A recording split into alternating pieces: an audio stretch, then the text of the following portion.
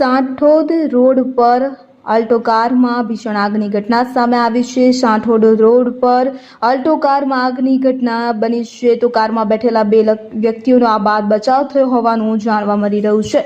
તો સાંઠોદ રોડ ઉપર અલ્ટો કારમાં આગની ઘટના, કારમાં બેઠેલા બે લોકોનો આ બાદ બચાવ થયો છે। અલ્ટો કાર ડભોઈથી સિનોર તરફ જઈ રહી હતી તે દરમિયાન આ ઘટના ઘટી છે। ઘટનાને પગલે પોલીસ ઘટના સ્થળે પહોંચી હતી। કારમાં આગ લાગતા ટ્રાફિક જામના દ્રશ્યો સર્જાતા ફાયર ફાઇટરોએ ઘટના સ્થળે પહોંચી પરિસ્થિતિ પર કાબુ મેળવ્યો। શોર્ટ સર્કિટને કારણે આગ લાગી હોવાનું પ્રાથમિક તારણ સામે આવી રહ્યું છે।